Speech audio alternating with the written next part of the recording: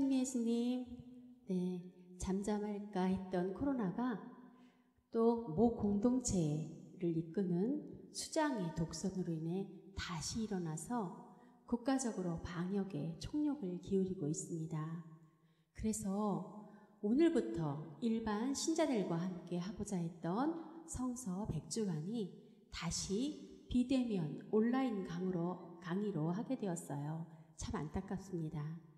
그러나 온라인이든 오프라인이든 주님이 축복하시는 이 시간은 주님의 뜰 아래서 머무는 시간임을 믿습니다. 주님의 뜰 아래서 말씀의 생명수로 힘을 얻으십시오. 아멘.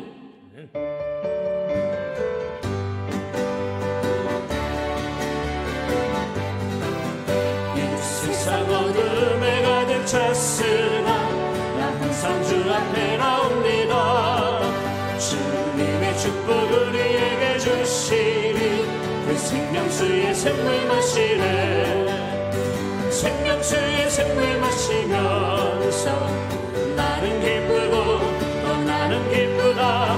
생명수의 샘물 마시면서 그 풍성함을 가득 채우네. 말씀의 생명수를 마시십시오. 생명수가 흘러내리니 내 모든 시험 이길 수 있네. 말씀으로 이깁시다. 주님의 크시를 내게 임하니 나 소리 높여 주 찬양하리.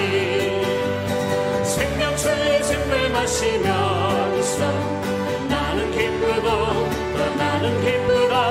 생명수의 샘물 마시면서 그 풍성함을 가득 채우네.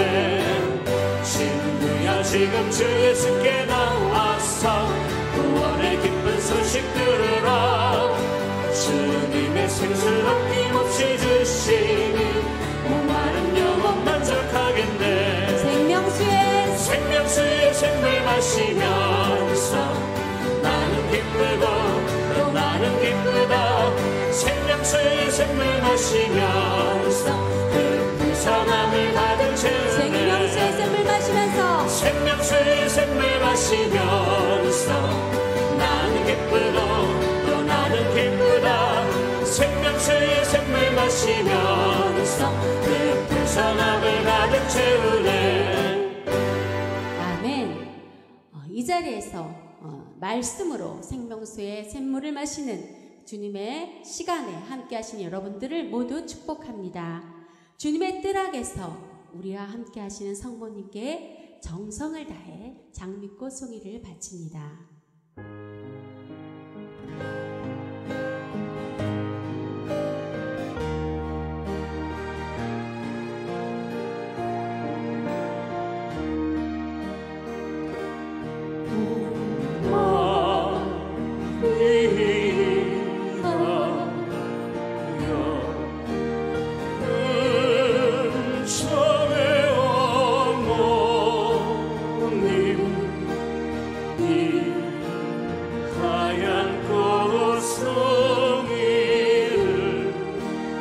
당신께 바치나이다.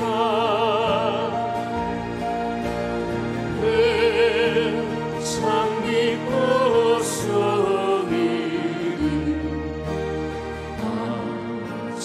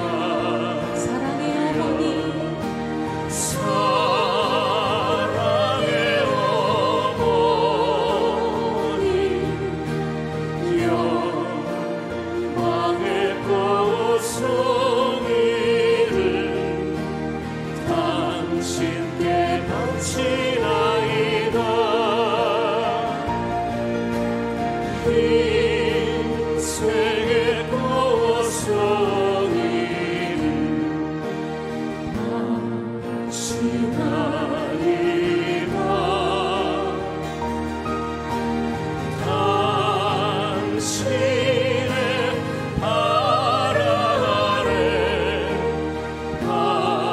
바치나니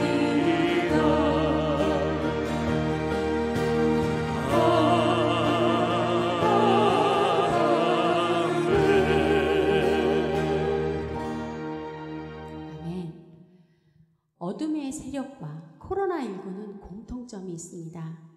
저희가 긴장을 늦추면 언제고 다시 일어나는 것과 인간의 독선과 이기심을 타고 번식한다는 것입니다.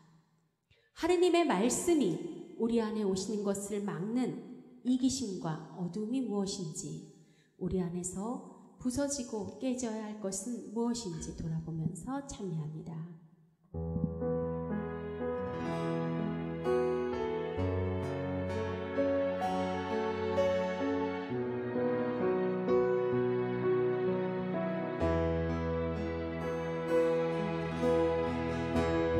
부서져야 하니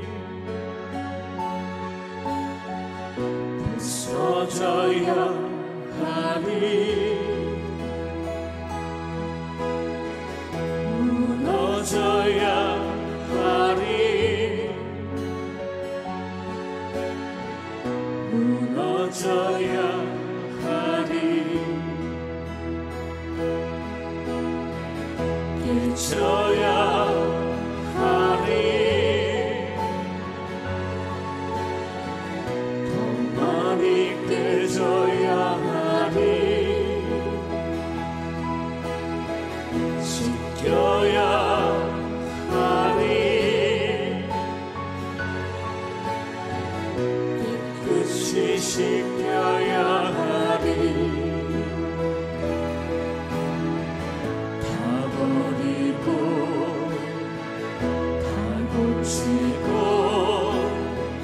겸손히 낮아져도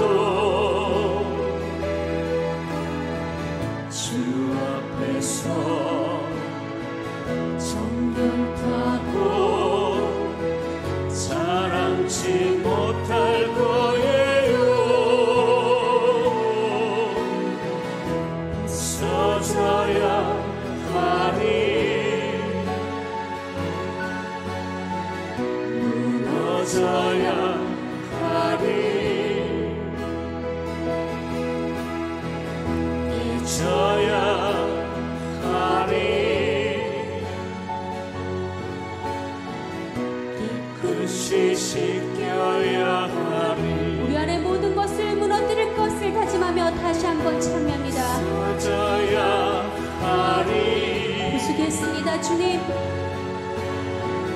부서져야 하니 우리 안에 바벨탑을 무너뜨리겠습니다. 무너져야 하니 무너져야 하니 우리의 고집을 깨트리겠습니다. 깨져야 하니 더 많이 깨져야 하니 씻겨야 하니 깨끗이 씻겨야 하니 다 버리고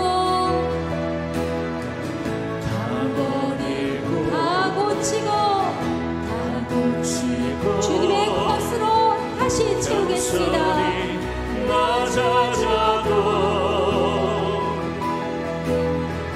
주 앞에서 정결하고 자랑치 못할 거예요. 부서져야 하니 무너져야 하니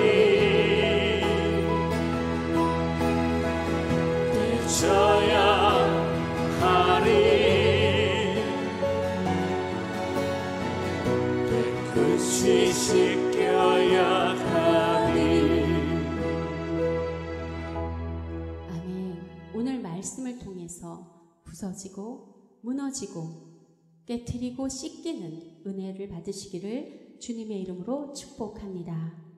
두려워하지 마십시오.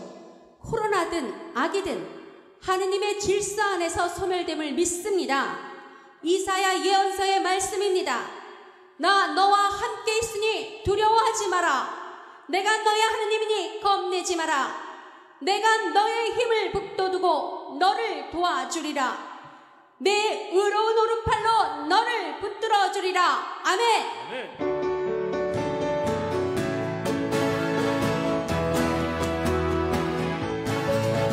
나의 힘이 되신 하느님, 내가 주님을 사랑합니다. 주는 나의 반석이시며 나의 요새이시라. 주는 나를 건지시는 나의 주, 나의 하느님, 나의 비발 박으시요 나의 방 되시라. 나의 하느님, 나의 하느님, 구원의 뿌리시여 나의 산성이라. 나의 하느님, 나의 하느님, 주는 나의 하느님, 나의 구세주, 나의 생명이신 하느님, 내가 주님을 찬양합니다. 주는 나의 사랑이시며 나의 의지이시라. 주는 나를 이끄시어 주의 길 인도하시는 나의 생의 목자르시니 내가 따르리라. 네. 나의 하느님, 나의 하느님, 생명의 멸류관으로 내게 씌우소서. 나의 하느님, 나의 하느님, 주는 나의 하느님, 나의 구세주, 나의 하느님, 나의 하느님, 나의 구원의 하느님, 뿌리신 하느님, 구원의 뿌리시여 나의 산성이라. 나의 하느님, 나의 하느님, 주는 나의 하느님, 나의 구세주, 나의 하느님, 나의 하느님, 나의 하느님, 생명의 멸류관이신 주님, 생명의 멸류관으로 내게 씌우소서. 나의 하느님, 나의 하느님, 주는 나의 하느님, 나의 구세주, 나의 하느님, 나의 하느님, 주는 나의 하느님, 나의 구세주. 아멘.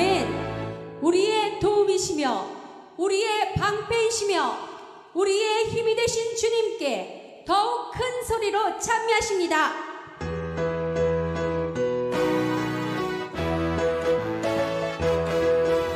손을 높이 들고 주를 찬양, 높은 곳을 향해 주를 찬양한 모든 만민들은 주를 찬양하라. 왕의 왕 되신 예수, 다스리시는 예수, 생명 있음을 찬양해. 할렐루야 주를 찬양, 할렐루야 주를 찬양, 생명 있음을 찬양해. 할렐루야 주를 찬양, 할렐루야 주를 찬양, 생명 있음을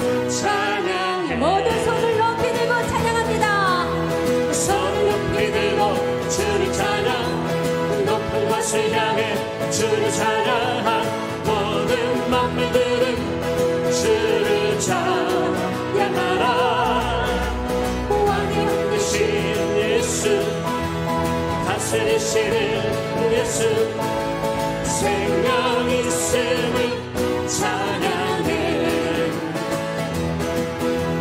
할렐루야 주를 찬양 할렐루야 주를 찬양 생명 있음을 찬양해 할렐루야 주를 찬양 할렐루야 주를 찬양 생명 있음을 찬양해 주님의 뜰 안에 있는 것들아 하느님을 찬양하라. 하느님을 찬양해요 하느님을 찬양해요 우리에게 생명 주신 하느님을 찬양해요 하느님께 감사해요 하느님께 감사해요 우리에게 희망 주신 하느님께 감사해요 온 세상아 주님 앞에 기뻐 영약하여라 새들과 꽃들아 기쁜 노래 부르자 하느님을 찬양해요 하느님을 찬양해요 우리의 축복 주신 하느님을 찬양해 다시 한번 찬미합니다. 하느님을 찬양해요 하느님을 찬양해요 우리의 생명 주신 하느님을 찬양해요 하느님께 감사해요 하느님께 감사해요 우리에게 희망 주신 하느님께 감사해요 온 세상아 주님 앞에 기뻐 영약하여라 새들과 꽃들아 기쁜 노래 부르자 하느님을 찬양해요 하느님을 찬양해요 우리에게 축복 주신 하느님을 찬양해 자비 하느님을 찬양합시다. 하느님을 찬양해요 하느님을 찬양해 능력의 하느님을 찬양합니다. 우리에게 생명 주신 하느님을 찬양해 약속의 하느님을 찬양합니다.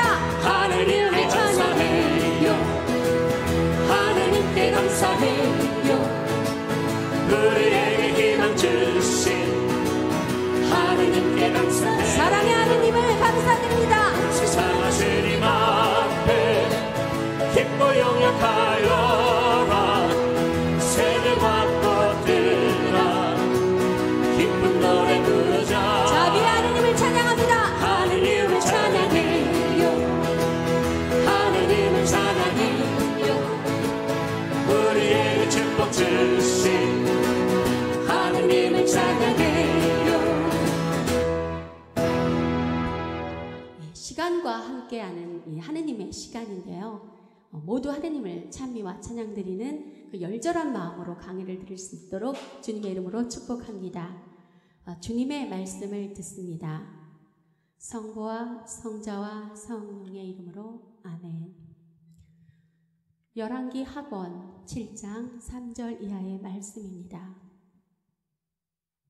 그때의 성문 어귀에 나병 환자 넷이 있었다. 그들이 서로 이런 말을 주고받았다.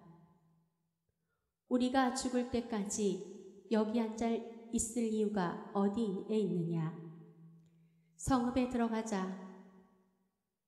성읍이 굶주림의 허덕이니 거기에서 죽을 것이고 그렇다고 여기 앉아 있어도 죽기는 마찬가지다. 그러니 아람군의 진영에 가서 항복이나 하자. 그들이 살려주면 살고 죽이면 죽을 수밖에. 그러고는 아람군 진영으로 가려고 해질녘에 일어섰다. 그런데 그들이 아람군 진영의 경계에 이르러 보니 그곳에는 아무도 없었다. 이들 나병 환자들은 진영의 경계에 이르러 한 천막에 들어가서 먹고 마시고 은과 금과 옷을 챙겨들고 나와 숨겨두고는 돌아가서 또 다른 천막에 들어가 물건들을 챙겨 들고 나와 숨겨두었다. 그런 다음에 서로 이런 말을 주고받았다. 우리가 하는 일은 떳떳하지 못하다. 오늘은 좋은 소식을 전하는 날이다. 우리가 아무 말도 하지 않고 내일 아침 해가 뜰 때까지 기다린다면 벌을 받을 것이다. 그러니 어서 왕궁에 가 이 사실을 알리자.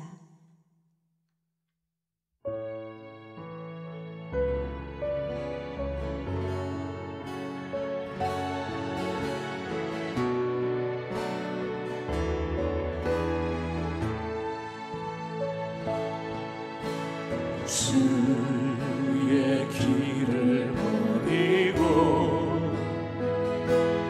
헛된 꿈을 쫓던 우리들 거짓과 교만한 마음을 용서하여 주소서.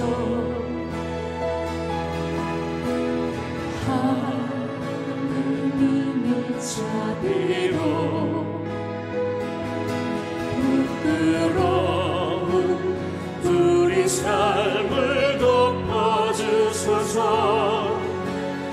우리의 소망, 우리의 구원 주께 간구합니다.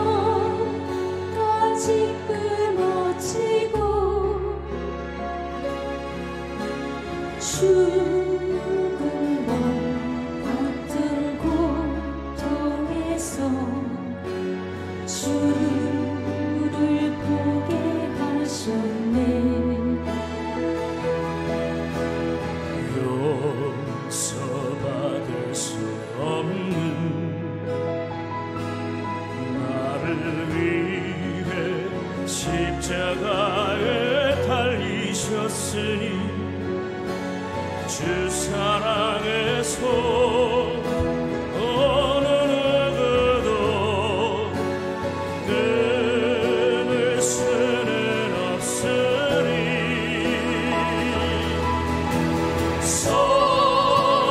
성령의 불로 나의 발을 태워주소서. 성령의 불로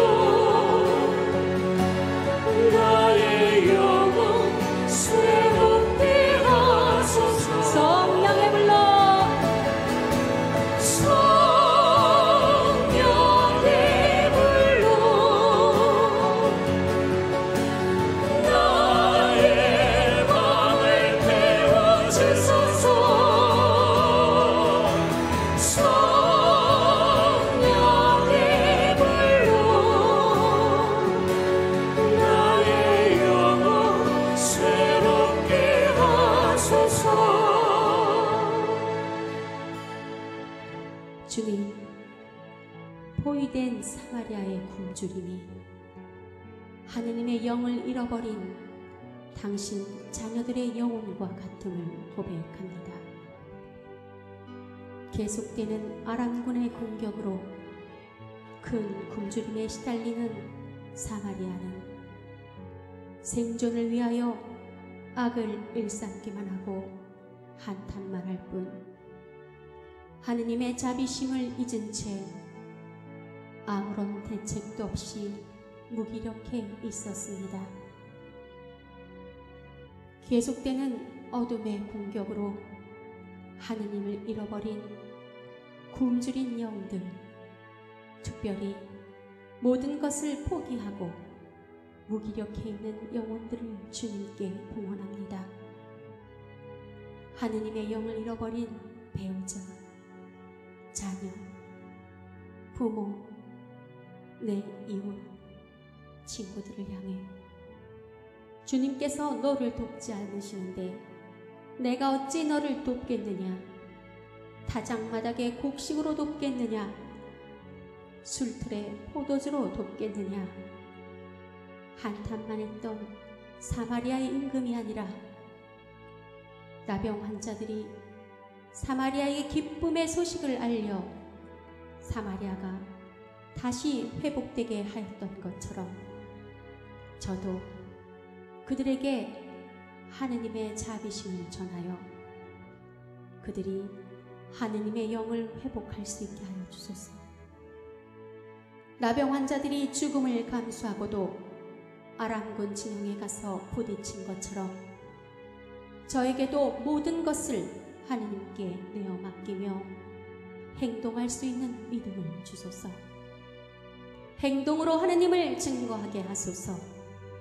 성령의 불이 시어 내리셔서 잠든 영혼들을 회복시켜 주소서. 하느님의 영으로 되찾아 주소서. 성령의 불로 나의 맘을 태워주소서. 성령의 불로 나의 영혼 새롭게 하소서. 다시 한번 청합니다.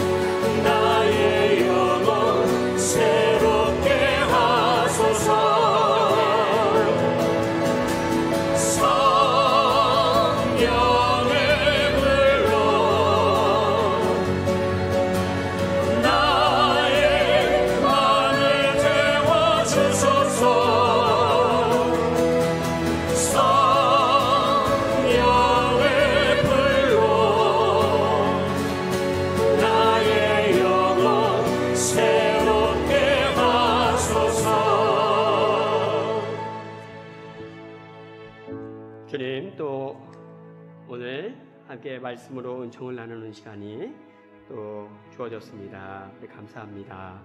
오늘은 정말 우상으로 엉망이 되었던 남과 북, 그 모두를 정화시키시고 새롭게 일으키시는 하나님의 손길을 우리 함께 나눕니다. 오늘 이 나눔이 또 우리의 일그러진 마음들, 영혼들을 다시 회복하는 시간 되게 하시고 우리의 가정, 우리의 공동체가 다시 거듭나는 은총의 시간 되게 하소서. 우리 주 그리스도를 통하여 비나이다. 성부와 성자 성령의 이름으로 아멘. 참여 예수님. 자, 오늘은 우리가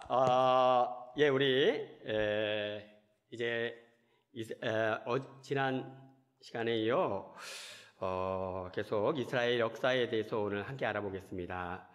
자, 먼저 오늘은 그 아합은 이스라엘 역사에 있어서 좀 어떤 특별한 위치가 있는데, 이 아합은 아버지가 오므리입니다. 오므리는 혁명을 통해서 왕이 되었고 국가를 잘 이렇게 발전시켰습니다. 수도를 사마리아로 옮기면서 경제적 부흥을 이루었죠. 자, 이렇게 아버지가 이룬 경제적 부흥에 이제 힘을 입어 아합은 승승장구합니다.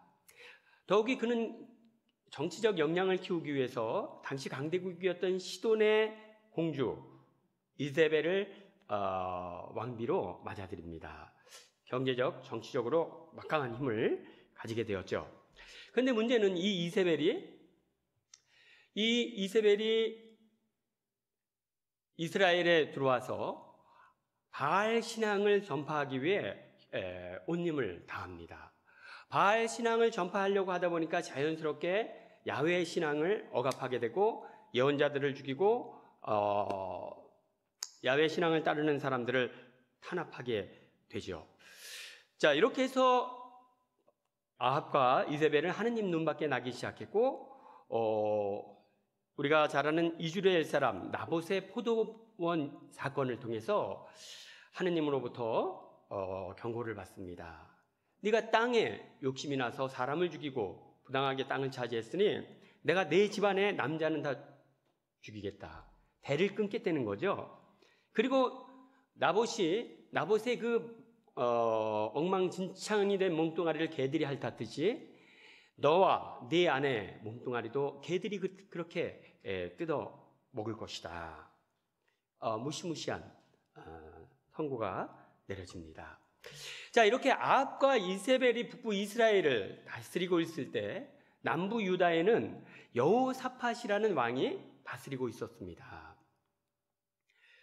여호사밧은 아합 왕과는 굉장히 관계가 좋았습니다. 그래서 아합과 이세벨이 낳은 딸 중에 아달랴라는 딸이 있는데 그 딸이 여호사밧의 며느리로 들어옵니다. 그래서 북부 이스라엘과 남부 유다는 결혼 동맹을 맺고 사돈지간이 되죠.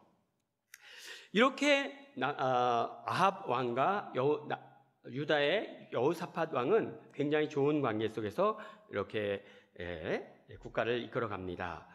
자, 여호사밧의 아들 여호람은 바로 아버지의 명에 따라 이제 아합의 딸 아달랴와 결혼을 합니다. 자, 8장 16절, 열왕기하 8장 16절이었습니다. 이스라엘 임금 시작. 이스라엘 임금 아합의 아들 요람 제5년에 여호사밧이 유다의 임금으로 있을 때 유다 임금 여호사밧의 아들 여호람이 임금이 되었다. 네, 이렇게 해서 이제 아합이 죽고 아합의 아들 요람이 북부 이스라엘의 왕이 됐습니다. 남부 유다에도 여호사밧이 죽고 이제 여호사밧의 아들 여호람이 왕이 되었습니다. 그 아들들이 왕이 됐죠. 그러면 요람과 남부 유다의 여호람은 어떤 관계죠? 처남 매부지간이네요. 요람의 누이를 여호람이 아내로 맞아들였으니까. 자, 18절 보겠습니다. 여호람은 시작. 여호람은 아합의 딸을 아내로 맞아들였기 때문에 아합 집안이 하던 대로 이스라엘 임금들이 간 길을 걸어 주님의 눈에 거슬리는 악한 짓을 저질렀다. 여호람은 아합의 딸 아달랴를 아내로 맞아들였고 나중에 왕이 됐습니다. 그렇지만 여호람은 다윗이 걸었던 그 길을 걷지 않고 계속 하느님 말씀에 어긋나는 일을 했다. 왜 그랬을까요? 바로 와이프 아달랴가 계속 우상을 우리가 바알을 섬겨야 산다. 아세라 신상을 섬겨야 산다. 자꾸 이렇게 딴지를 넣으니까 여호람이 제대로 걸을 수가 없었습니다. 자, 8장 25절을 보겠습니다. 이스라엘 시작. 이스라엘 임금 아합의 아들 요람 제12년에 유다 임금 여호람의 아들 아하지야가 임금이 되었다. 자, 이렇게 남부 유다는 여호람이 세상을 떠나고 그 아들 아하지야가 왕이 됐습니다. 그러면 이 아하자, 남부 유다의 이 아하지야의 엄마는 누구죠? 아달랴, 그죠? 아합의 아합과 이제벨의 딸 아달랴. 이 아달랴는 바알과 아세라 우상의 아주 골수분자죠. 자, 자기가 중전으로 왕비로 있을 때도 자기 왕 여호람에게 영향을 미쳤지만 지금은 자기 아들이 왕이 됐고 이제 자기는 아달랴는 대왕 대비가 됐습니다. 더 막강한 영향력을 미치겠죠. 두 번째, 아하지야는 왕비 대왕 대비 아달랴의 무릎에서 자랐습니다. 이건 뭘 의미하냐면 여러분, 자식은 누구의 영향을 가장 많이 받죠?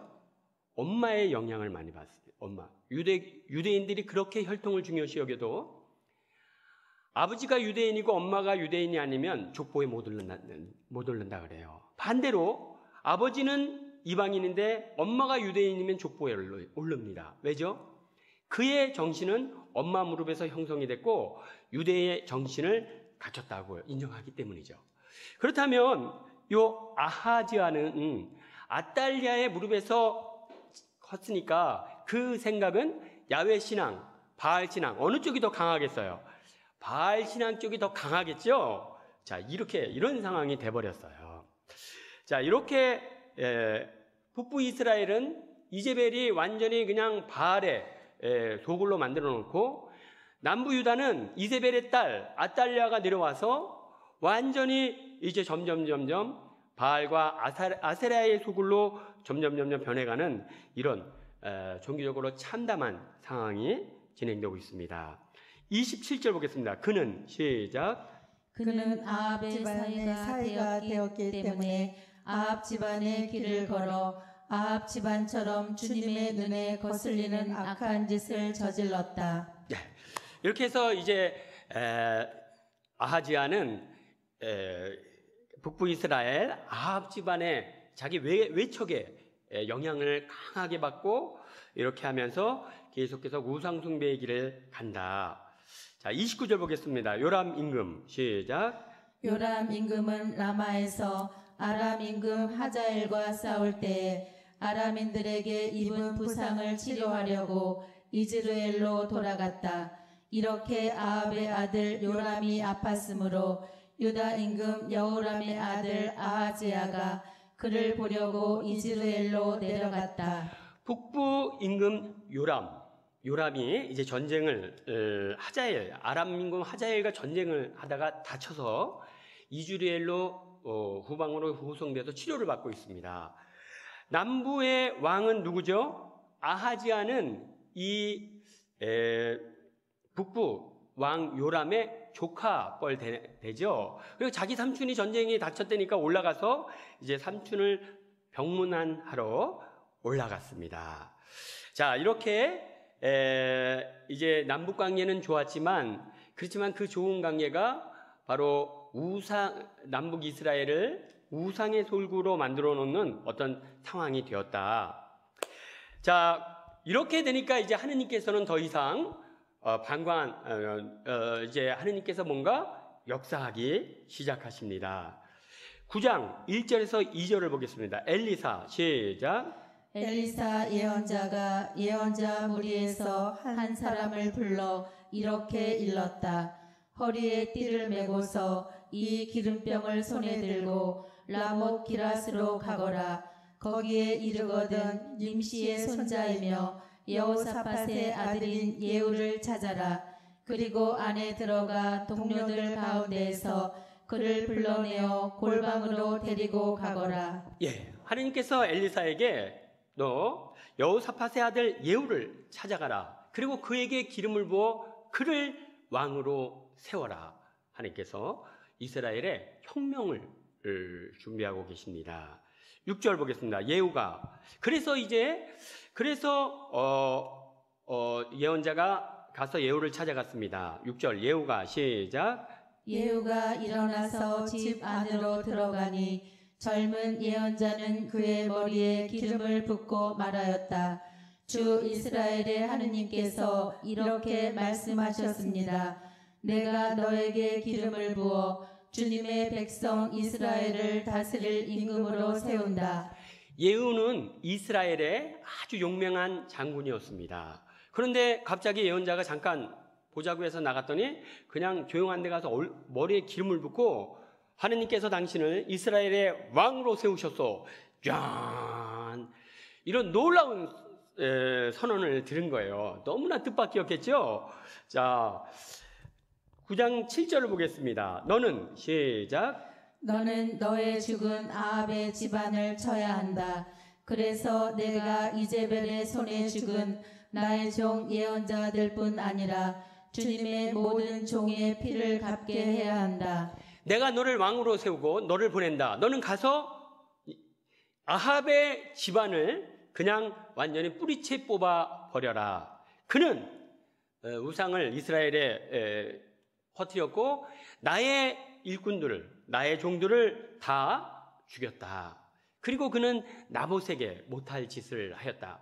나는 그 집안을 완전 뿌리채 뽑아버리기로 하였다. 너는 이 일을 실행하여라. 사명을 받았습니다. 자, 이렇게 사명을 받은 아합 9절을 볼까요? 나는 시작. 나는 아합의 집안을 느바세의 아들 예로보암의 집안과 아이야의 아들 바하사의 집안처럼 만들겠다. 여러분, 여기서 나는 아합을 예로보암의 집안, 바하사의 집안처럼 만들겠다. 사실 예로보암은 하느님께서 특별히 선택한 사람입니다. 내가 내 뜻을 실현하기 위해 너를 내 일꾼으로 뽑는다. 그렇게 뽑는 사람이죠. 우리 한번 열왕기전서 11장 30절에서 31절 볼까요? 아이야는 시작. 아이야는 자기가 입고 있던 새 옷을 움켜쥐고 12조각으로 찢으면서 예로보암에게 이렇게 말하였다. 이 10조각을 그대가 가지시오. 주 이스라엘의 하느님께서 이렇게 말씀하셨소. 이제 내가 솔로몬의 손에서 이 나라를 찢어내어 너에게 10지파를 주겠다. 하느님께서 친히 아이야 예언자를 통해 예로보암, 내가 너를 북부 이스라엘의 왕으로 세운다. 그렇게 하느님께서 친히 세운 사람입니다. 그런데 예로보암은 하느님의 영광을 생각하지 않고 자기의 영광만을 생각했고, 그래서 베텔과 단에 황금 송아지를 만들었습니다. 하느님 눈밖에 났고 그는 하느님께서 그를 내치셨죠. 바하사도 왕위에 올랐지만 그는 오히려 황금 송아지 역시 없애지 않고 오히려 더 황금 송아지를 숭배하면서 사람들의 눈과 귀를 가려 버렸습니다. 그래서 나는 그들을 내쳤다. 아합도 아합 집안도 내가 그렇게 내치겠다. 자, 이 부분은 예후에게는 또 하나의 또 경고이기도 합니다. 너도 내가 특별히 뽑은 일꾼이고 내가 신뢰하는 일꾼이지만 말씀에 충실하지 않는다면 너도 그렇게 내침을 받을 것이다. 뿌리채 뽑히지 않으려면 내 말에 충실하라는 무언의 경고이기도 합니다. 자, 우리 10절을 보겠습니다. 이제벨은 시작. 이제벨은 이즈르엘 들판에서 갤리 뜯어먹고 아무도 그를 묻어주지 않을 것이다. 그러고 나서 젊은 예언자는 문을 열고 도망쳤다. 예. 그래서 이제 하나님께 아합 집안을 아주 뿌리채 뽑아버리고 이제벨, 아주 나봇이 그렇게 처참하게 죽은 것처럼 내가 그를 그렇게 처참한 최후를 맞이하게 하겠다. 하나님께서 단단히 화가 나셨습니다. 이 말을 하고 예언자는 그냥 도망치듯 나와 버리네요. 여러분, 왜 도망치듯 나오죠? 하느님의 일꾼은 할 일을 다 했으면 도망치듯 나와야 합니다. 그죠? 보세요. 예후에게 기름을 부어서 예언자가 왕으로 세웠습니다. 하느님께서 당신을 왕으로 세우시겠다고 말씀하셨어. 그래요? 그러면 이제 예후가 어떻게 하겠어요? 예언자에게 무릎을 꿇고 그럼 제가 어떻게 해야 되죠? 묻겠죠, 그죠? 그러면 하느님께 불리움 받은 사람이 어떻게 해야 하는지는 누구한테 물어봐야죠? 예언자가 아니라 하느님 당신한테 물어봐야 돼. 예언자가 자꾸 거기서 얼쩡거리면 사람이 이 예후가 자꾸 예언자에게 물어봐. 그러면 하느님과의 관계가 형성이 될 수 없겠죠? 그러니까 예언자, 너는 내가 전하라는 말 다 전했으면 빨리 빠져라. 나와 예후 사이에 껴서 얼쩡되면 너도 예후도 서로 마이너스가 될 것이다. 여러분, 그러니까 여러분 궁금한 부분이 있으면 먼저 하느님과 소통하는 신앙인이 되시기 바랍니다. 먼저 충분히 하느님과 소통한 가운데 조언도 듣고 예언도 듣고 이렇게 저렇게 도움을 받는 것이지, 하느님과의 관계가 딱 막힌 상태에서 아무리 누가 좋은 얘기를 해준다 해도 그것은 그에게 플러스가 되지 않습니다. 그러나 모든 것이 다 막혀 있어도 하느님과 관계가 통해 있다면 그는 올바로 갈 수 있을 것입니다. 그래서 여기에 예언자가 딱 전할 말만 하고 그냥 도망치듯 나와버리네요. 이제 앞으로의 일은 어떻게 하라? 기도 안에서 해결하라고. 자, 이렇게 해서 이제 하느님께서는 예후를 왕으로 세우셨습니다. 자, 왕이 된 예후는 이제 이후에 어떻게 행동하는가 한번 보겠습니다. 자, 9장 14절을 보겠습니다. nim시의 손자이며, 시작. nim시의 손자이며 여호사밧의 아들인 예후는 요람을 칠 계획을 꾸몄다. 그때 요람은 이스라엘 정군을 이끌고 아람 임금 하자엘에게 맞서서 라못 기랏을 지키고 있었다. 자, 이렇게 예후는 먼저 아합 집안을 뿌리 뽑기 위해 아합 집안의 대표로 왕이 된 요람을 먼저 쳐야 했습니다. 자, 22절 요람은 그래서 이제 예후는 요람에게 갑니다. 요람은 시작.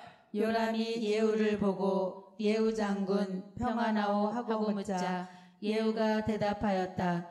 당신의 어머니 이제벨이 온갖 음행과 마술을 일삼고 있는데 평안이 다 뭐요? 예, 예후는 원래 충직한 장군이었습니다. 그래서 요람도 신뢰했죠. 그러나 이제 예후에게는 특별한 사명이 있습니다. 하느님의 뜻을 거스르는 예후 집안을 뿌리 뽑아라.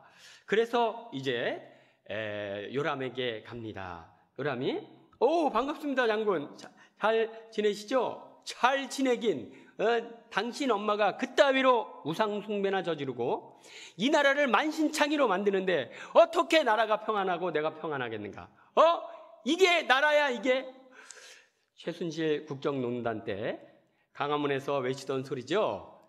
이게 나라냐, 이게? 온통 바알과 아세라 우상으로 나라를 그냥 완전히 썩어 문드러지게 만들었다. 자, 그러니까 어떻게 하겠다는 표현이죠? 이 정권을 무너뜨리겠다는 표현이죠. 23절 요람은 시작. 요람은 손에 쥔 말고삐를 돌려 도망치며 아하지야 임금에게 아하지야 임금 반역이요 하고 소리쳤다. 예, 이때 남부 유다의 임금 아하지야 임금이 삼촌 병문안 와 있던 시간이었습니다. 반역이 일어나니까 이제 반역이 일어났다고 도망을 갑니다. 자, 먼저 예후는 요람을 처단합니다. 24절 예후는 시작. 예후는 활을 당겨 요람의 두 어깨 사이를 겨누고 쏘았다.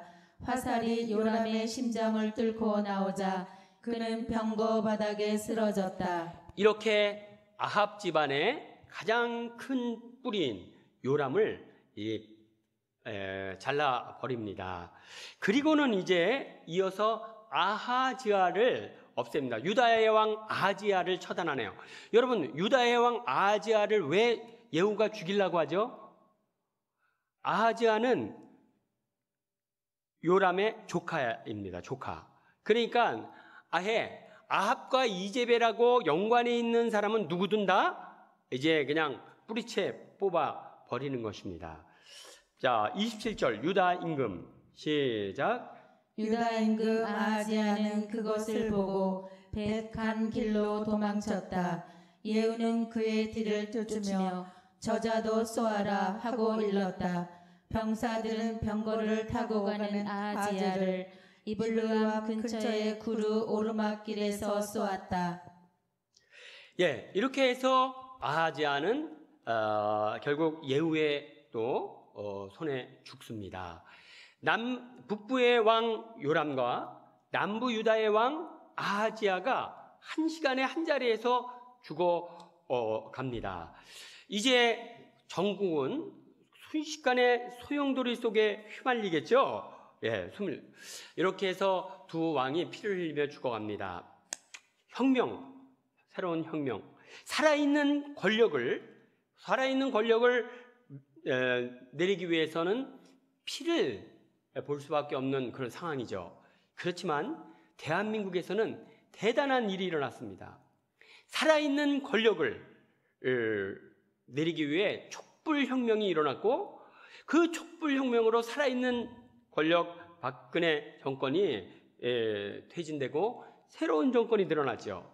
이 촛불혁명이야말로 이 시대에 정말 모든 나라의 부러움을 사는 그런 민주주의의 혁명입니다. 이것이야말로 민주주의의 혁명. 피를 보지 않고 살아있는 권력을 끌어내리는 나라, 대한민국이 해냈습니다. 대한민국에 살고 있다는 것을 여러분 자랑스럽게 생각하시기 바랍니다. 자, 이렇게 이제 두 왕을 처단한 예후는 뒤이어 혁명 마무리의 작업을 들어갑니다. 9장 31절 예후가 시작. 예후가 문에 들어서자 이제벨이 말하였다. 자기 주군을 죽인 지므리 같은 자야 평안하냐.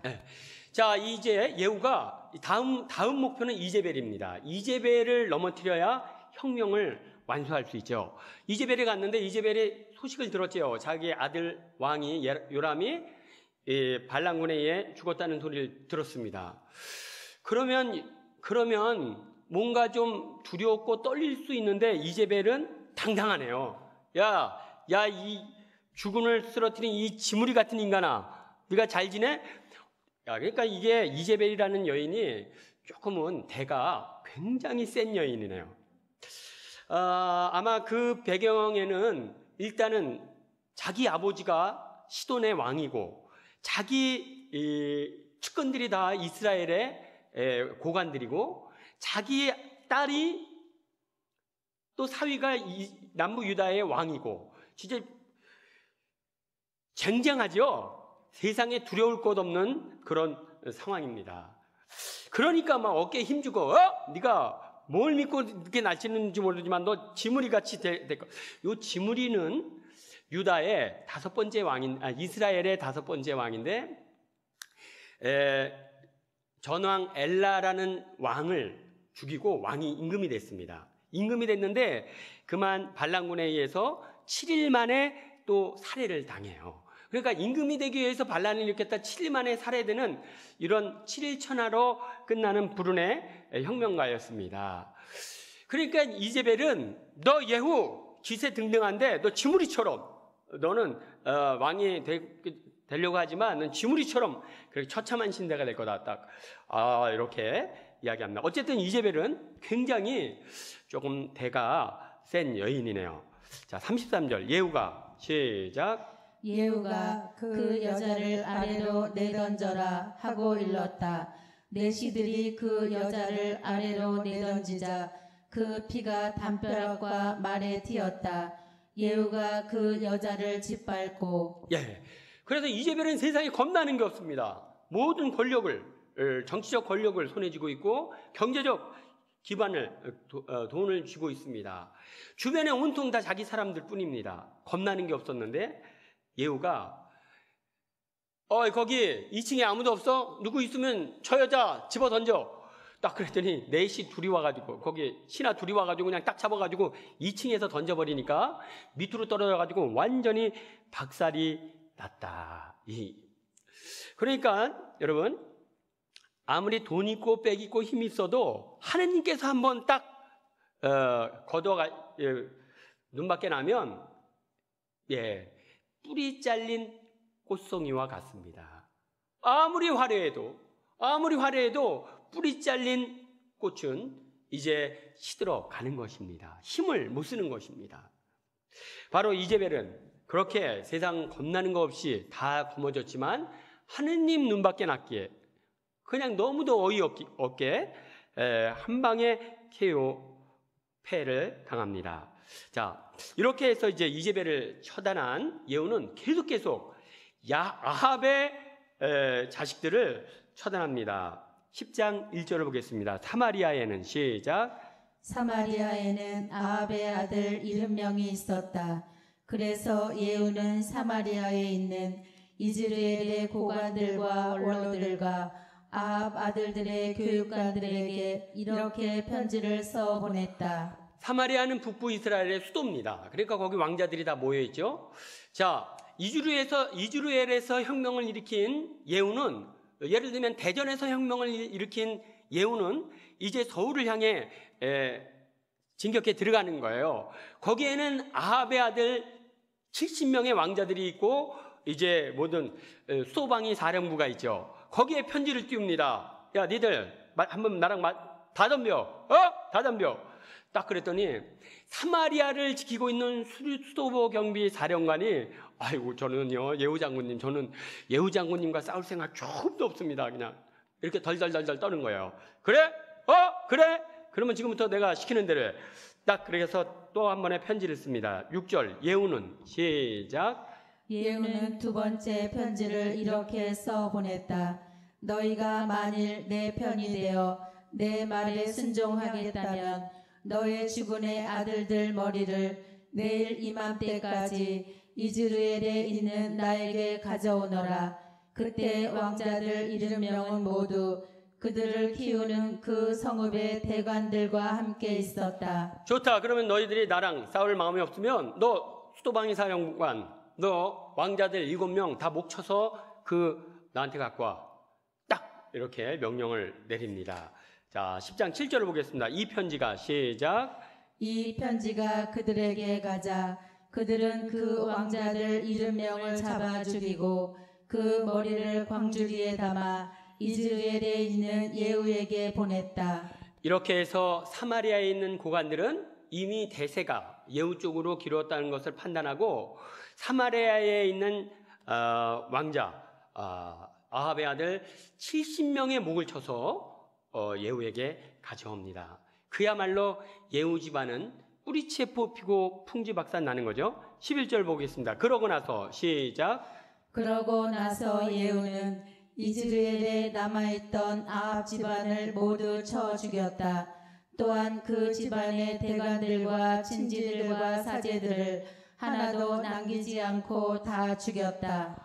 아합하고 뭐 조금이라도 연결되는 사람들은 그냥 다 잡아가지고 죽여 없앴다. 우리나라도 대역죄에는 삼족을 멸하는 그런 법이 있었습니다.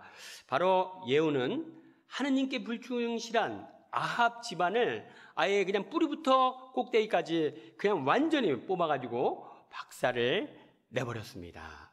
자, 이렇게 박살을 낸 예후는 계속해서 혁명 마무리를 짓는데 이제 아하즈아는 남부 유다의 왕입니다. 그런데 아하즈아도 죽였죠. 그것을 모르고 남부 유다의 왕자들이 이제 이스라엘로 옵니다. 이스라엘. 왜 이스라엘로 오죠? 이스라엘이 외할머니거든요. 이세벨이 남부 유다 왕자들의 외할머니예요. 그러니까 왕자들 40명이 야 우리 외할머니께 인사드리러 가자. 그리고 이제벨 문안드리러 이렇게 오네요. 자, 그러다가 예후를 만납니다. 10장 12절에서 13절. 그런 다음 시작. 그런 다음에 예후는 거기에서 떠나 사마리아로 가는 도중에 벳에켈 로임에 이르러 유다 임금 아하지야의 형제들과 마주쳤다. 예후가 그대들은 누구요 하고 물었다. 그들이 우리는 아하지야의 형제들이요 왕자들과 대비의 자손들에게 인사하러 내려왔소 하고 대답하자. 예, 이렇게 아하지야의 형제들, 즉 남부 유다의 왕자들이 우리가 북부 이스라엘에는 이제벨 대왕 대비 마마께 인사드리러 가는 길입니다. 그리고 인사했더니 예후가 그들을 처단합니다. 14절 예후는 시작. 예후는 저자들을 사로잡아라 하고 일렀다. 부하들이 그들을 사로잡아 벳에켓의 구덩이 곁에서 그 42명을 죽였다. 예후는 그들 가운데 한 사람도 남기지 않았다. 예, 이렇게 해서 이제 예후는 아합 집안을 뿌리뽑는데 이제벨과 북부 이스라엘의 아합의 후손 집안들을 완전히 다 섬멸하고 그 아달리아 그 딸이 시집 와서 또 이렇게 영향을 준 남부 유다의 왕자들을 다 살해를 합니다. 이렇게 해서 아합 집안과 연결되어 있는 것은 친족이든 외척이든 모두 다 살해를 해서 청산을 합니다. 자, 이렇게 1단계 혁명을 완수하고 정치적 혁명을 군사적 혁명을 완수하고 두 번째 2단계 종교적 혁명을 또 시작합니다. 자, 이제 바알 숭배자들을 처단합니다. 자, 바알 숭배자들을 다 모으기 위해 내가 집회를 열겠다. 내가 바알에게 제사를 지내고자 하니 이 대한민국에 있는 바알 사제들은 다 한자리에 모여라. 집회를 합니다. 10장 20절에서 21절 예후가 시작.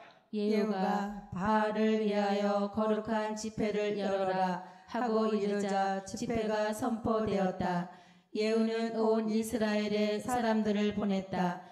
그리하여 바알 숭배자들이 한 사람도 남지 않고 모두 모여와 바알 신전으로 들어가니 이 끝에서 저 끝까지 가득 차게 되었다.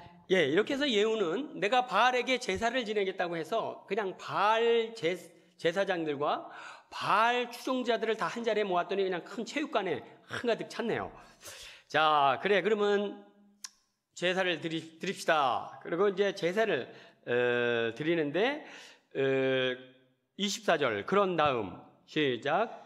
그런 다음에 그들이 희생제물과 번제물을 드리려고 안으로 들어갔을 때 밖에서는 예후가 군사 80명을 배치하고 그들에게 일렀다. 내가 너희 손에 넘겨주는 이자들 가운데 하나라도 빠져나가게 하는 사람은 대신 목숨을 잃을 것이다.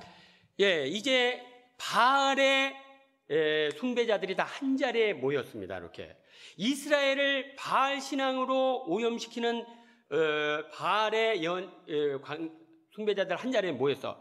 자, 예후가 명령을 내립니다. 여기에 모여있는 인간들은 한 사람도 살아서 들어가지 못하게 해라. 만약에 그를 놓치면 내가 그를 대신해서 죽이겠다. 막 철저히. 왜 그러죠?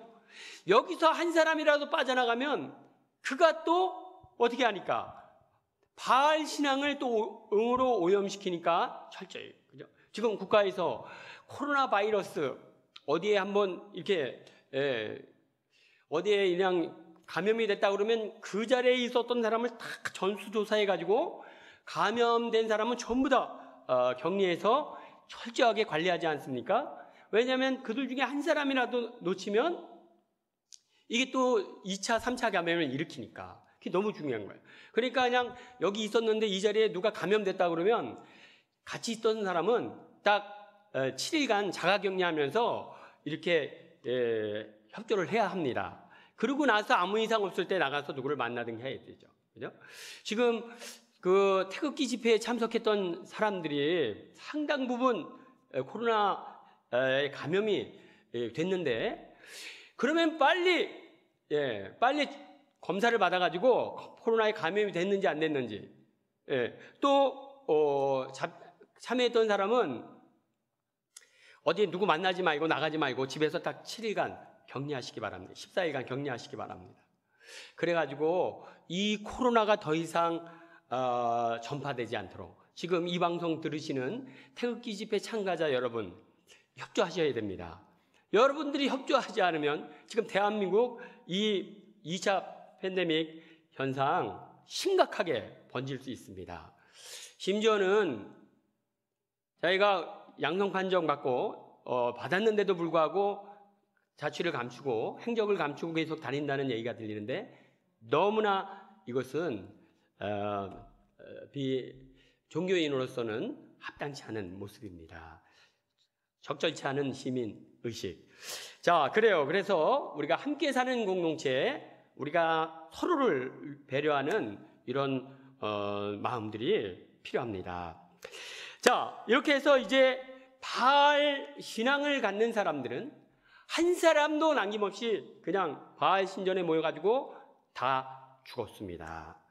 자, 이렇게 해서 이제 예후는 종교 혁명까지도 완수합니다. 26, 27 바알 신전에 시작. 바알 신전의 기념 기둥들을 뽑아 불에 태웠다.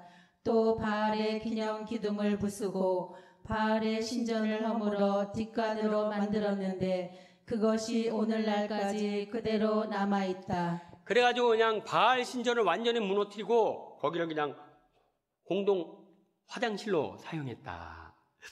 자, 이렇게 해서 이제 바알 우상을 다 척결합니다. 그렇게 해서 예후는 하느님께 박수를 받아요. 예후 굿! 예후 멋있어! 다 이렇게 하느님으로부터 박수를 받네요. 자, 10장 28절에서 29절. 그러나 문제가 생겼습니다. 한번 볼까요? 이렇게 하여 시작. 이렇게 하여 예후는 이스라엘에서 바알을 없애버렸다.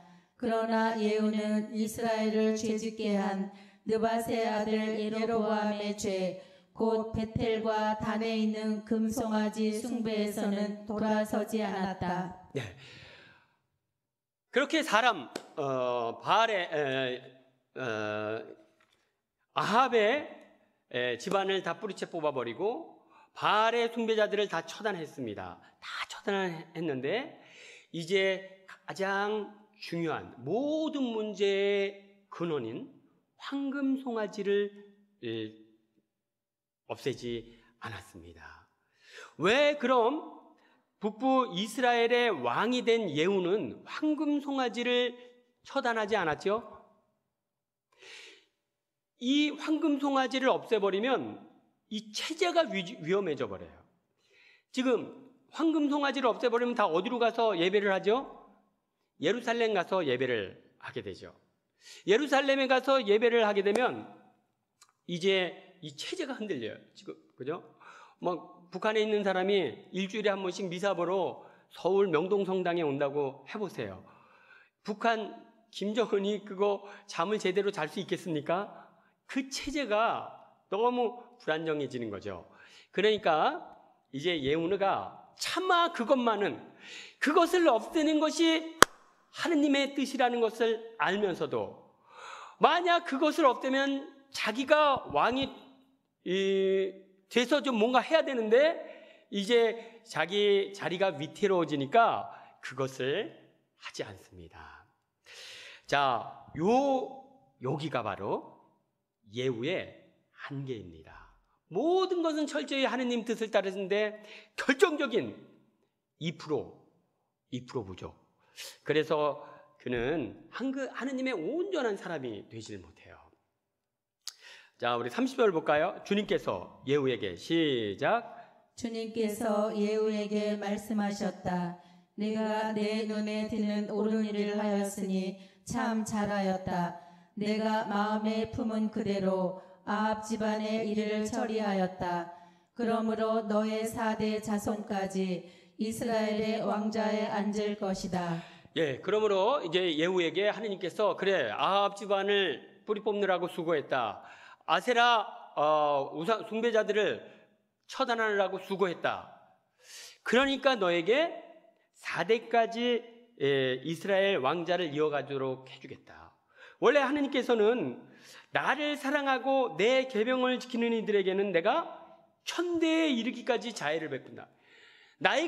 내 말에 충실한 사람에게는 내가 1000대에 이르기까지 자비를 베푼다고 말씀하셨는데 4대까지 자비를 베푼다. 왜 1000대까지 자비를 베풀지 않고 4대까지 자비를 베푸죠? 예후가 하느님께 대한 마음은 딱 1000분의 4입니다. 요 수준인 거예요. 그는 하느님보다 하느님 생각하는 마음 4, 자기를 생각하는 마음 996인 것입니다. 그러니까 여러분, 이렇게 하느님께 박수를 받는 예후도 하느님 생각하는 마음이 4개고 자기를 생각하는 마음이 996개인 거예요. 그러니까 우리가 하느님을 위해 산다고 하면서도 얼마나 자기를 위해 사는지 우리 봐야 합니다. 하느님께 온전히, 하느님을 위해 온전히 사는 사람은 1000대 이르기까지 복을 받지만 안타깝게도 그는 4대까지만의 축복을 받습니다. 자, 32절 볼까요? 그때 시작. 그때 주님께서는 이스라엘을 조금씩 찢어내기 시작하셨다. 하자엘이 이스라엘의 온 영토를 공격하였다. 네. 이렇게 이제 이스라엘은 우상으로 망해갑니다. 이대로 망하는데 하느님께서 다시 한번 그들을 일으켜 주시기 위해 예후를 보내서 우상을 척결하고 쇄신하도록 만들었어요. 그 쇄신이 온전한 쇄신이 돼야 되는데 알맹이 빠진 쇄신이 돼 버렸어요. 황금 송아지를 그대로 둔 채의 쇄신은 안고 없는 찐빵이죠. 그러니까 하느님께서 이제 이스라엘을 찢어내기 시작하셨다. 스스로 쇄신하지 못하면 결국 남의 힘에 의해 찢겨져 나간다. 아람 임금 하자엘을 통해 이스라엘이 이제 조금씩 망가지기 시작했다. 예, 그래요, 여러분. 그러니까 우리가 정말 스스로 자정 능력을 갖는 것은 너무너무 중요합니다. 알아서 하느님 말씀을 마음에 깊이 새기고 우리의 삶을 변화시키고 우리의 가정을 변화시키고 우리 공동체를 변화시키는 것은 너무너무 중요한 부분이라고 생각되네요. 자, 우리 이제 이렇게 해서 북부 이스라엘은 혁명이 완수되었습니다. 종교개혁도 완성되었죠. 자, 그러면 남부 유다는 지금 왕이 있습니까? 없습니까? 아하지야가 북쪽에 삼촌 보러 갔다가 예후한테 죽었죠? 왕자들도 40명이나 할머니 이제벨한테 인사 갔다가 죽었습니다. 그죠? 그럼 남쪽에는 지금 이게 왕이 될 만한 사람이 왕도 죽고 왕이 될 만한 사람도 없네요. 자, 이런 상황이 되자 유다의 대왕 대비로 있던 아달리아가 누구의 딸이죠? 아합과 이제벨의 딸 아달리아가 이제 자기가 왕이 되고자 마음을 먹습니다. 자, 우리 아달리아 그 엄마의 그 딸 한번 보겠습니다. 11장 1절 아하지야의 시작. 아하지야의 어머니 아탈랴는 자기 아들이 죽은 것을 보고서는 왕족을 다 죽이기 시작하였다. 왕족을 다 죽이기 시작했다. 여러분, 왕족은 누구의 후손이죠? 다윗의 후손이에요. 하여튼 다윗의 후손을 다 죽이기 시작했다. 다윗 왕조의 말살 정책입니다. 자, 아합 후손들을 다 말살하는 것은 누구의 뜻이었죠? 하느님의 뜻이었어요. 그럼 다윗 왕조를 통해서 하느님께서는 계속 이스라엘이 이어나가길 바라시죠? 이것을 말살하려는 것은 누구 뜻입니까? 사탄의 뜻이다. 다윗의 대를 끊어버리고자 하는 사탄의 흉기의 아달리아가 이제 도구가 됩니다. 자, 2절 그러자 시작. 그러자 요람 임금의 딸이며 아하지야의 누이인 여호세바가 살해될 왕자들 가운데에서 아하지야의 아들 요아스를 아탈랴 몰래 빼내어 유모와 함께 침실에 숨겨 두었으므로 요아스가 죽음을 면하게 되었다. 예. 그러니까 이제 왕자들이 다 아무도 없는 거예요. 죽어서. 그 왕이 될 사람이 없으니까 이참에 그냥 내가 왕이 돼야 되겠다 생각하고 하여튼 사돈의 팔촌 다윗 집안은 다 죽이기 시작합니다. 그런데 이제 요아스에게는 1살 먹은 어린 젖먹이 아기가 있는데 이 아기도 죽이려고 하는 거예요. 이 아기가 크면 나중에 화근이 되니까. 근데 이 요아스의 아들은 아달리아와 어떤 관계죠? 아달리아의 손자인 거예요, 손자. 그러니까 아달리아가 탐욕에 눈이 머니까 자기 손자도 못 알아보고 다 죽이려고 하는 거죠. 그러니까 여호세바라는 일종의 고모죠. 고모가 그 아기를 데려다가 숨깁니다. 여호세바가 숨겨서 이제 6년간을 키우죠. 3절 보겠습니다. 아달랴가 시작. 아탈랴가 나라를 다스리는 6해 동안 요아스는 유모와 함께 주님의 집에서 숨어 지냈다. 예, 이렇게 해서 여호세바 고모가 그 아기를 몰래 구해내서 이제 성전에서 하느님 집에서 키웁니다. 왜냐하면 이 여호세바는 남편이 여호야다입니다. 여호야다는 그 당시 사제였어요. 사제. 그래서 이제 성전에서 일하니까 거기다 두었죠. 아달랴는 야훼 신앙에는 아예 관심이 없는 여자입니다. 그러니까 성당에는 아예 근처에도 와보질 않는 거예요. 그러니까 숨겨서 키우기가 너무너무 좋은 상황이죠. 자, 4절 보겠습니다. 7년째 되던 해 시작. 7년째 되던 해에 여호야다가 사람을 보내어 가릿 사람 백인 대장들과 호위병 백인 대장들을 데려다가 자기가 있는 주님의 집으로 들어오게 하였다. 그는 그들과 계약을 맺고 주님의 집에서 맹세하게 한 다음 왕자를 보여주었다. 예, 여호야다가 이제 사제 여호야다가 그 몰래 숨겨둔 요아스 왕자를 키우고 있었는데 이제 어느 날 군부 총사령관, 경찰총장, 총사령관, 안기부장 이렇게 힘 있는 파워 엘리트들을 초대해 가지고 이제 딱 왕자가 살아 있습니다. 이렇게 알리는 거예요. 왜냐하면 이 아달랴가 정권을 잡고 6년을 다스렸는데 보세요. 이런 여자가 통치를 잘하겠어요? 이렇게 탐욕에 눈이 멀고 첫째 탐욕에 눈이 멀어 지 손자도 몰라보고 다 죽이려고 하는 이 탐욕에 눈 먼 여자가 어떻게 사람 살기 좋은 세상을 만들어 가겠는가. 두 번째, 이 아달랴의 마음은 오직 이 남부 유다를 다 바알의 숭배로 만드는 게 꿈인 거예요. 자기 어머니 이세벨로부터 시집 올 때 아달랴 너 남부 가면 어떻게 해서든지 왕의 마음을 사로잡아서 온통 남부 유다를 다 바알의 숭배자로 만들어라. 이 특명을 받고 엄마한테 내려온 여인이거든요. 그러니까 막 우상을 섬기지 않으면 막 박해하고 탄압하고 그러니까 사람들이 살 수가 없는 거예요. 경제도 엉망, 정치도 엉망, 종교도 엉망. 그러니까 이제 막 여기서 못 살겠다. 이대로는 못 살겠다. 엎어보자, 뒤집어보자, 갈아보자. 막 이러니까 여호야다가 이제 힘 있는 파워 엘리트를 초대해 사실은 왕자님이 살아계십니다. 왕자님이 살아있다는 말에 그냥 귀가 번쩍 튀어가지고 그러면 우리 세상 한번 바꿔봅시다. 자, 11장 12절 그때 시작. 그때 여호야다가 왕자를 데리고 나와 왕관을 씌우고 증언서를 주었다.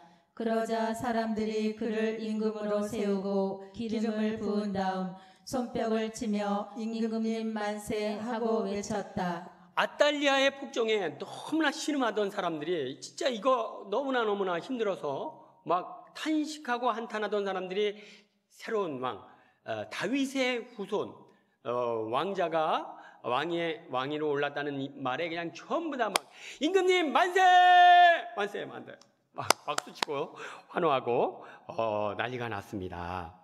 자 13절부터 14절 보겠습니다. 아달랴가 시작.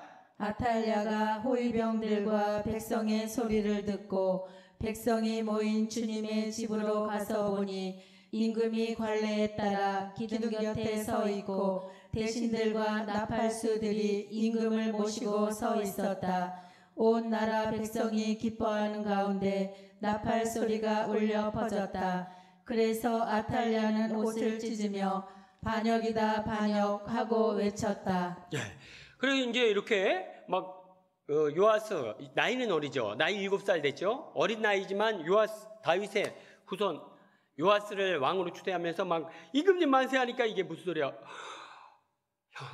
혁명이 일어났습니다. 자 16절 그들은 시작. 그들은 그 여자를 체포하였다. 그러고 나서 아탈랴가 왕궁의 말문으로 난 길에 들어서자 거기에서 그 여자를 죽였다. 예, 이렇게 해서 이제 아달랴를 죽임으로써 북부 이스라엘에 바알의 신앙을 전파하고자 했던 모든 계획은 숲으로 돌아가죠. 자, 그렇지만 지금 남부 유다에 너무나 바알 신앙이 오염되어 있어요.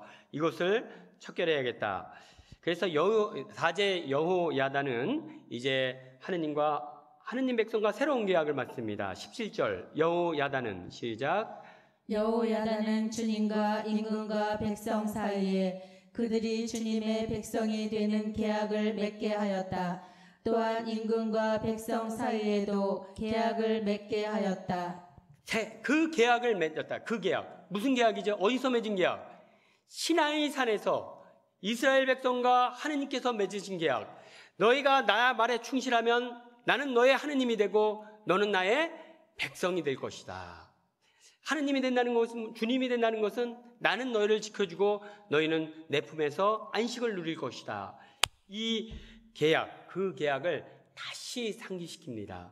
우리가 너무 바알 신앙 때문에 신앙이 너무나 오염됐다. 우리가 시나이 산에서 하느님과 맺었던 그 계약을 다시 한번 우리가 새겨보자. 그래서 모든 것이 다 문제가 생겼을 때는 언제나 원천으로 돌아갑니다. 처음 시작했던 첫 마음, 그죠? 그래가지고 결혼 생활을 하다가 조금 문제가 생기면 여러분 데이트할 때의 그 첫 마음으로 돌아가시기 바랍니다. 많은 문제가 해결되죠. 자, 우리 11장 18절을 보겠습니다. 그 땅에 시작. 그 땅의 모든 백성이 바알 신전에 몰려가 그것을 허물고 바알의 제단들과 그 상들을 산산조각으로 부수었다. 그들은 또 바알의 사제 마탄을 제단 앞에서 죽였다. 이렇게 해서 바알 숭배자들을 처단하고 바알 신전을 무너뜨림으로써 남부 유다에도 이제 아달리아를 죽여 정치적 혁명을 이루고 바알 신전을 무너뜨려 종교적 청산을 이룹니다. 이렇게 해서 아합이 이세벨을 끌어들여 시작되었던 남북의 종교적 우상화는 이제 예후와 여호야다를 통해 결국 남북이 다 이렇게 혁명을 이루고 정화를 이루어 갑니다. 자, 이렇게 해서 요아스는 이제 유다 통치를 해나갑니다. 12장 3절에서 4절을 보겠습니다. 요아스는 시작. 요아스는 여호야다 사제가 가르쳐준 대로 살아있는 동안 내내 주님의 눈에 드는 옳은 일을 하였다. 그러나 산당들은 없애지 않아 백성은 여전히 산당에서 제물을 바치고 향을 피웠다. 요아스 임금은 훌륭한 여호야다 사제의 인도를 받으면서 정말 열심히 국가를 위해 일합니다. 그런데 한 가지, 요아스 임금도 산당을 없애지 않았다. 여기서 산당은 하느님께 제사를 지내면 어디서 지내죠? 예루살렘 성전에서 지내죠? 그러니까 서울까지 와야 돼. 전라도에 있는 사람이 미사 한 번 보러 서울까지 오려면 너무 힘들잖아요. 그죠?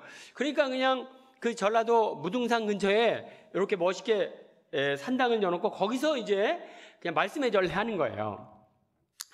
자, 그런데 말씀의 전례만 하면 괜찮은데 여러분들이 그 산에 무슨 가끔 올라가면 무슨 산당 같은 데 이렇게 들어가 보면 거기 무슨 삼신각도 있고 삼신상대 뭐 별의별 게 다 갖다 놓거든요. 온갖 잡신들의 우상의 소굴이 돼버리는 거죠. 그러니까 자연스럽게 거기서 그냥 말씀의 전례만 하면 괜찮은데 거기서 자연스럽게 토속신앙과 맞물려 버리는 거예요. 원래 가나안족이 믿었던 토속신앙과 맞물리면서 이게 야훼 신앙이 변질돼 버립니다. 그래가지고 예루살렘에 올라오지 않는 사람들은 자꾸만 이단으로 빠지기 시작해. 이단으로. 그렇게 해서 종교가 약화되죠. 산당을 없애야 되는데 산당을 없애면 사람들이 난리가 나는 거예요. 그러면 난리가 나더라도 하느님이 뜻이니까 없애야 합니다. 가야 되는데 그렇게 하면 지지율 떨어지니까 그냥 갑자기 지지율이 바뀌어버리니까 이게 좀 문제가 돼버리는 거예요. 그래서 눈치 보느라고 산당을 없애지 못했다. 이것이 이제 눈밖에 나는 거죠. 자, 5절에서 6절 요아스가 시작. 요아스가 사제들에게 일렀다.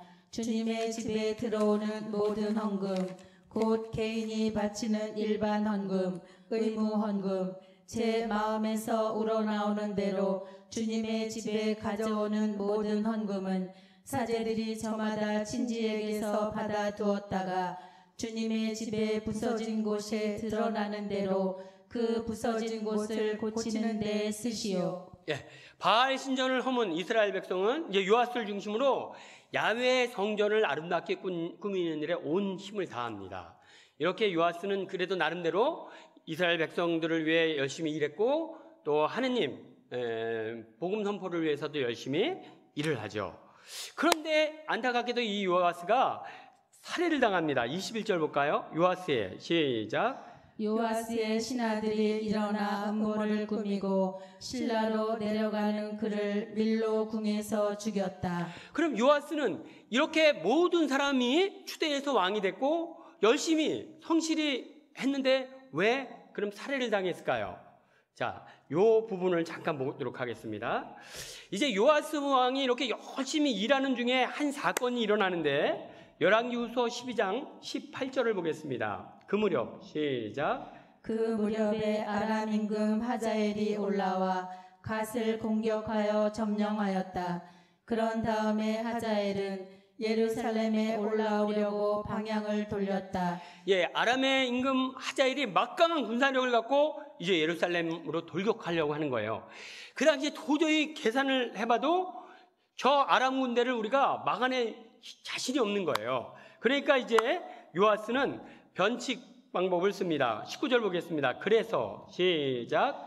그래서 유다 임금 요아스는 유다 임금들이었던 자기 조상 여호사밧과 여호람과 아하지야가 봉헌한 모든 예물과 자기가 봉헌한 예물 그리고 주님의 집 창고와 왕궁 창고에 있는 모든 금을 꺼내어 아람 임금 하자엘에게 보냈다. 그러자 하자엘은 예루살렘을 공격하지 않고 떠나갔다. 하자엘의 공격이 무서우니까 그냥 왕궁에 있는 보물들 다 꺼내고 성전에까지 들어가서 성전에 있는 금으로 된 보물들은 다 꺼내가지고 아유 이거 이렇게 다 바치면서 좀 자중하십시오. 딱 그래가지고 하자엘이 이제 돌려서 돌아갔습니다. 자, 이 체험을 한번 하고 나니까 요아스는 첫째 죽다가 살았죠. 죽다가 살았는데 뭐 때문에 살았죠? 황금 때문에 산 거예요. 황금 때문에. 만일 황금이 없었으면 나는 죽었다. 그러니까 돈을 모아야겠다. 돈. 여기서 요아스가 그래가지고 그냥 이게 이제 마음이 이제 물질로 가기 시작합니다. 자, 이러던 상황에 역대기 24장 17절부터 18절 보겠습니다. 여호야다가 시작. 여호야다가 죽은 다음 유다의 대신들이 와서 임금에게 경배하자. 그때부터 임금은 그들의 말을 듣게 되었다. 그들은 저희 조상들의 하느님의 집을 저버리고 아세라 목상과 다른 우상들을 섬겼다. 이 죄 때문에 유다와 예루살렘에 진노가 내렸다. 여호야다 사제가 죽으니까 이제 요아스 임금은 이제 더 이상 야훼 하느님을 섬기지 않고 바알을 섬깁니다. 왜 그렇죠? 바알은 풍요의 신이에요. 물질적 풍요. 그러니까 부자가 되려면 누구를 섬겨야 한다? 바알을 섬겨야 한다. 그죠? 자, 그러니까 이게 이제 안 되는 거예요. 이렇게 야훼 하느님은 가진 것을 이웃과 나누어라. 바알은 부자 되게 해줄게. 이러니까 이제 마음이 자꾸 어디로 가는 거죠? 이제 바알한테 가고 사람들이 막 충동질하니까 우리 이 유다가 경제적으로 부흥하려면 바알을 믿어야 합니다. 바알이야말로 우리가 풍요를 약속해주는 신입니다. 거기에 넘어가 버렸어요. 돈이 필요하니까. 자, 20절. 그때 시작. 그때 여호야다 사제의 아들 지카리아가 하느님의 영에 사로잡혀 백성 앞에 나서서 말하였다. 하느님께서 이렇게 말씀하십니다. 너희는 어찌하여 주님의 계명을 어기느냐? 그렇게 해서는 너희가 잘 될 리 없다.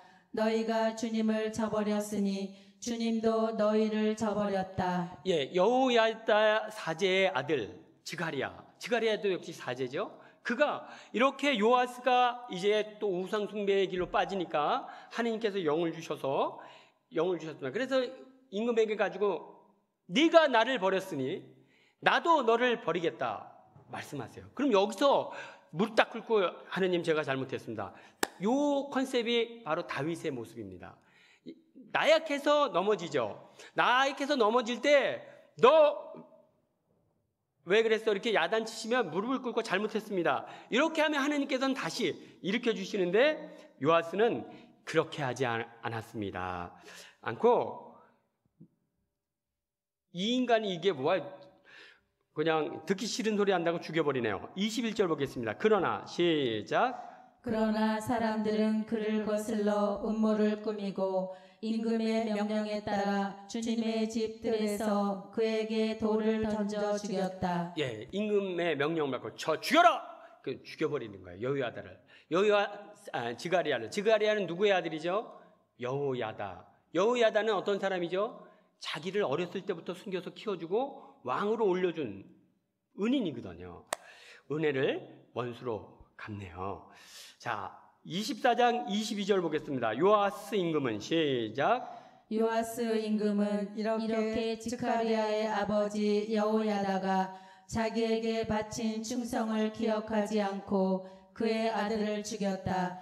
지카리아는 죽으면서 주님께서 보고 갚으실 것이다 하고 말하였다. 예, 하느님의 말씀을 전하는 지가리야 목숨을 걸고 말씀 전했습니다. 그러나 받아들이지 않았고 결국에 돌에 맞아 죽어가죠. 죽어가면서 하느님께서 보고 계시니 갚으실 것이다.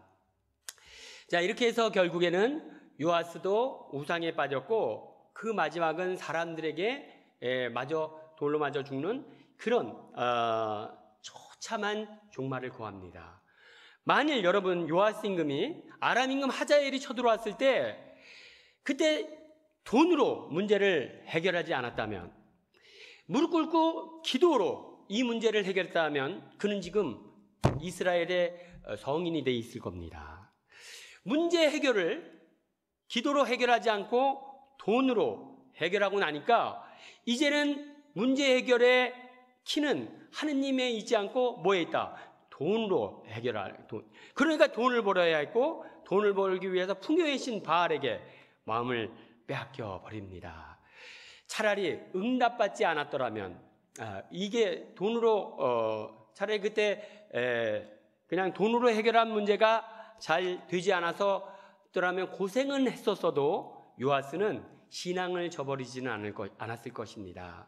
그러나 그가 잘못된 방법으로 돈으로 문제를 해결하려는 일에 한번 맞들이고 나니까 이제 계속해서 그렇게 그 방법으로 문제를 해결하려고 하다 결국에는 하느님을 놓쳤다. 자, 이렇게 해서 요아스 임금의 또 그 어린 나이에 그렇게부터 고생하던 요아스가 안타깝게도 마지막에 이렇게 처참한 종말을 고합니다. 여러분, 그러니까 모든 문제를 하느님 앞에서 해결하시기 바랍니다. 무릎 꿇고 기도로 응답받으시기 바랍니다. 하느님의 힘으로 해결하지 않고 권모술수, 부정부패로 문제를 해결하면 이제 그게 인생 종치는 지름길입니다. 시간이 좀 걸리더라도 힘들더라도 기도로 응답받는 신앙인이 됩시다. 아멘. 영광이 성부와 성자 성령께 처음과 같이 이제와 항상 영원히 아멘. 성부와 성자 성령의 이름으로 아멘.